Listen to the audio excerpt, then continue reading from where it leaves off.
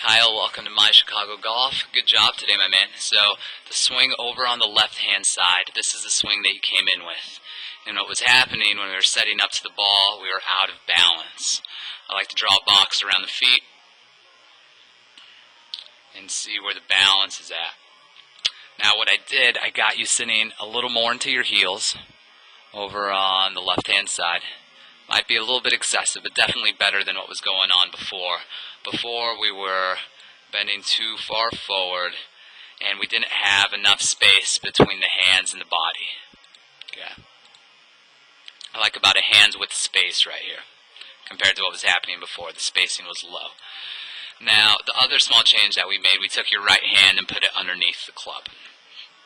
So what was happening when you first came in, you were complaining of slicing the golf ball, pulling the ball, just being overall inconsistent. Now when we look at the shape of your old swing, what was happening was that we were starting to have the club kind of lift and get up vertical here at the top of the swing. Okay.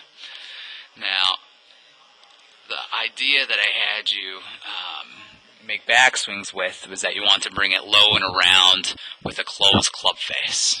Alright, and so what I was doing here, I was holding a stick that I want you to swing underneath. And then as you go up to the top of your swing, we're going to see a difference in where your hands are at the top.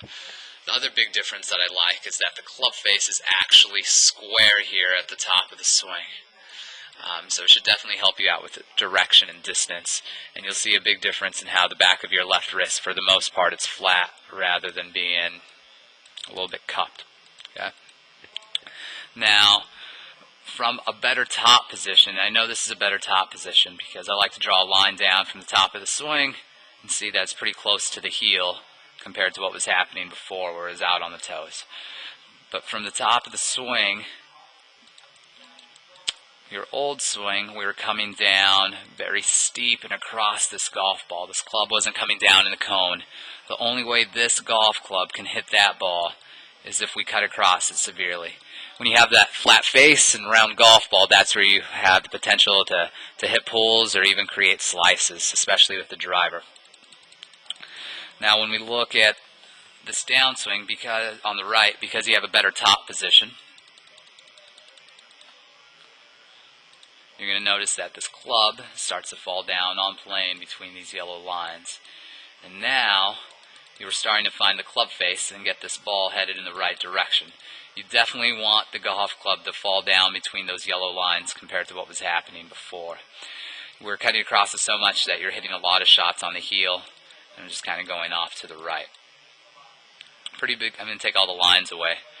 Pretty big difference with what the club head looks like right before impact. Okay, so you keep it pretty simple.